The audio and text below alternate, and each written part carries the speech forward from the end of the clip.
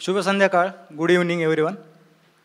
बरं, इथं किती जण असे आहेत जे गावातून शहरात आलेले आहेत, म्हणजे त्यांचा बालपण किंवा सुरुवातीचा काही काळ गावात गेलेला आहे आणि नंतर शहरात स्थायिक झाले ना? ओके. कारण माझी अशी कविता जी आहे ती गाव आणि शहर यांना जोडणारी म्हणा किंवा त्या दोन्हीमधला फरक सांगणारी आहे. कारण मी पण गावातून आलेलो आहे.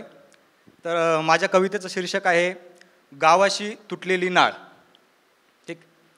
तर सुरू करतो की स्पोर्ट्स शूज स्निकर्समधले पाय आता गावच्या मातीत मळत नाही.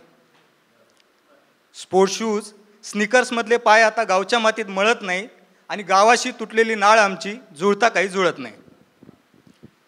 तर बेसिकली जे गावातून शहरात जे येतात त्यांचं मूलभूत पहिली कंडिशन असते फायनान्शियल कंडिशन, आर्थिक परिस्थिती. शिकण्यासाठी, नोकरीसाठी ते गावातून शहरात येतात. तर गरिबीचे सावट साराया शहरात आम्ही आलो खरे.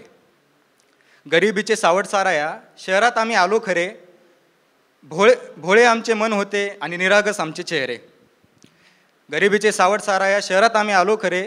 भोळे बाबडे मन होते आणि निरागस आमचे चेहरे. समद गाव पायाखाली घालणारे आम्ही एका खोलीत कैद झालो.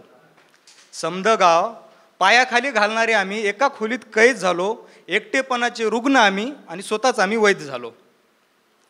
ऊर भरून येतो गावच्या आठवणीने पण डोळ्यातलं पाणी खळत नाही. ऊर भरून येतो गावच्या आठवणीने पण डोळ्यातलं पाणी खळत नाही आणि गावाशी तुटलेली नाळ आमची जुळता काही जुळत नाही. तर आता गावातली सगळ्यात जास्त आठवण जी येते ती जेवण करताना. म्हणजे त्याच्यात मेसचं जर जेवण असेल आणि जर माझ्यासारखा बॅचलर असेल तर मग आई बरोबर आठवते आईचं जेवण. तर नॉर्मली जेव्हा आईचा कॉल येतो तेव्हा आई विचारते, जेवलास का बाळा, आजचं जेवण कसं होतं. आईचा कॉल येतो, आई विचारते, जेवलास का बाळा, आजचं जेवण कसं होतं. डोळ्यात अश्रू तरळतात तेव्हा आणि मनात कसं बसं होतं. अगं खूप मस्त आई, तू एक भाजी बनवते फक्त इथं भाज्या ताटात बसत नाही. तू एक भाजी बनवते फक्त इथं भाज्या ताटात बसत नाही. पण खरं तर ते एकाही घासात आईची चव काही दिसत नाही.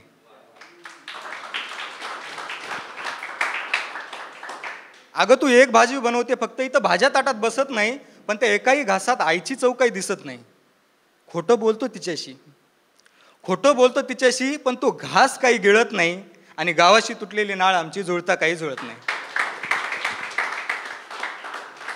आता गाव आणि शहर याच्यामध्ये बराचसा फरक आहे, पोशाखामध्ये, राहणीमानामध्ये. तर त्याच्यावर असं लिहिलंय की गावातली माणसं आमची किती साधी भोळी.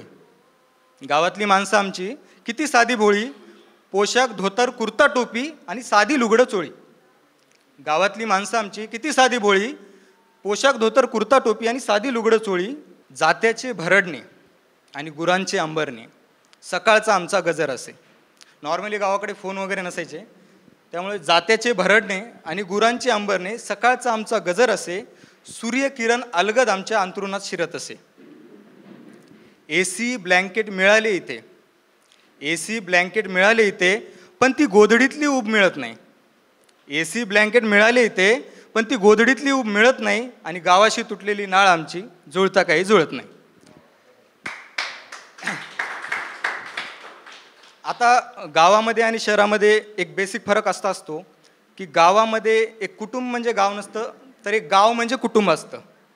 तर प्रत्येक सुखादुखात किंवा छोट्या छोट्या कार्यक्रमात सुद्धा सगळे एकमेकात सहभागी होत असतात. पण इथं तो फरक जाणवतो थोडा. आणि त्यामध्ये आम्ही जे जॉबला आहोत ते रूम ऑफिस त्याच्या व्यतिरिक्त तर काही नसतं. तर त्याच्यावर असं लिहिलं आहे की ऑफिस ते रूम आणि रूम ते ऑफिस एवढीच रोज वारी आहे. ऑफिस ते रूम आणि रूम ते ऑफिस एवढीच रोज वारी आहे. अख्खा गाव कुटुंब असायचा माहीत नाही ते इथं आमचा कोण शेजारी आहे. ऑफिस ते रूम, रूम ते ऑफिस एवढीच रोज वारी आहे. अख्खा गाव कुटुंब असायचा आमचा माहीत नाही इथं कोण आमचा शेजारी आहे. घरातला छोटा कार्यक्रमसुद्धा गावकऱ्यांशिवाय घडत नाही. गावामध्ये घरातला छोटा कार्यक्रमसुद्धा गावकऱ्यांशिवाय घडत नाही आणि इथे पाडव्याला गुढीची सावलीसुद्धा शेजारच्या दारात पडत नाही.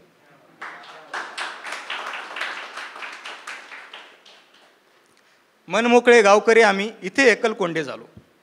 मनमोकळे गावकरी आम्ही इथे एकलकोंडे झालो. अस्मितेवर घाव सोसणारे निर्जीव दगडधोंडे झालो. शिकून अडाणी राहिलो की काय, शिकून अडाणी राहिलो की काय हेच आता कळत नाही, आणि गावाशी तुटलेली नाळ आमची जुळता काही जुळत नाही. गावाशी तुटलेली नाळ आमची जुळता काही. थँक्यू.